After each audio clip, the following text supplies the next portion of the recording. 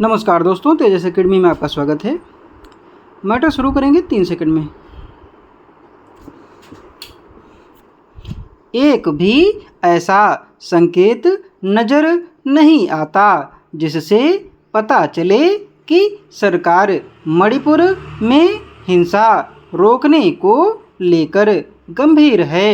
1.25 साल से ऊपर हो गए, मगर अब भी वहाँ कुकी और मैतेई समुदाय के बीच संघर्ष जारी है। इन समूहों के उग्रवादी संगठन लक्षित हिंसा करने लगे हैं। वे पहले दूसरे समूह के लोगों के घरों को चिन्हित करते हैं और फिर हमला कर देते हैं। इम्फाल के पश्चिमी हिस्से में हुआ ताज़ा हमला इसका उदाहरण है। उसमें एक महिला सहित 2 लोगों की मौत हो गई और 9 घायल हो गए। घायलों को गोली लगी है। इस घटना के बाद मुख्यमंत्री एन बीरेन सिंह ने संकल्प लिया है कि वे किसी भी चरमपंथी गुट को कट्टरपंथी और राष्ट्र विरोधी नहीं बनने देंगे। विचित्र है कि वे कई मौक़ों पर दोहरा चुके हैं कि स्थिति काबू में है। अब वे अरामबाई तेंगगोल जैसे चरमपंथी संगठनों पर शिकंजा कसने की बात कर रहे हैं। मणिपुर सरकार के गृह मंत्रालय ने कहा है कि ताज़ा घटना में उग्रवादियों ने ड्रोन का उपयोग कर लक्षित हिंसा की।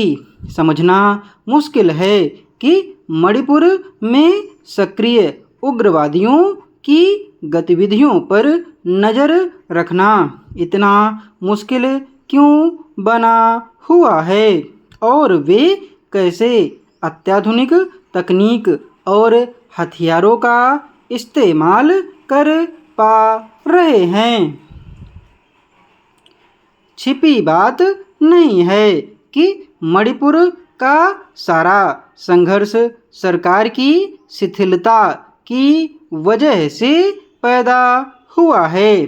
शुरू में ही अगर सरकार ने दोनों समुदायों के बीच पैदा हुई गलतफहमी को दूर करने का प्रयास किया होता तो वैमनस्यता की आग इस हद तक ना भड़कने पाती। मगर सरकार ने ना तो बातचीत की पहल की और ना उपद्रवियों पर काबू पाने की कोशिश।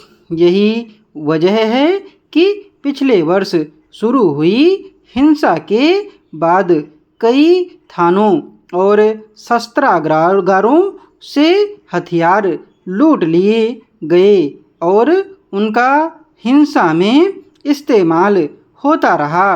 पुलिस की मौजूदगी में महिलाओं को निर्वस्त्र कर घुमाने, उनसे बलात्कार और उनकी हत्या तक की घटनाएं हो चुकी हैं, मगर उन पर कार्रवाई में तत्परता नहीं दिखाई गई।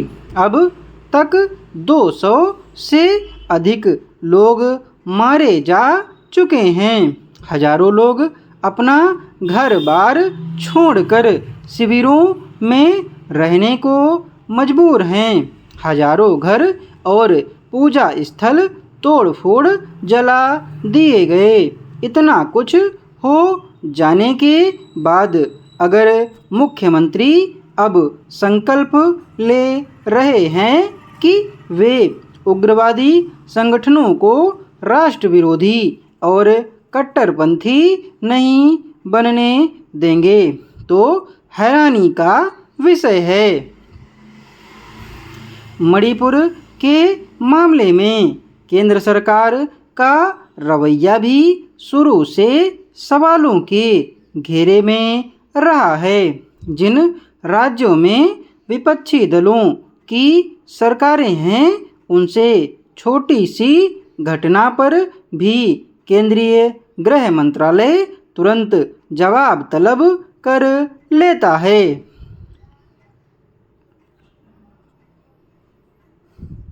डिक्टेशन की PDF आपको टेलीग्राम पर मिल जाएगी। टेलीग्राम चैनल का लिंक डिस्क्रिप्शन बॉक्स में दिया हुआ है।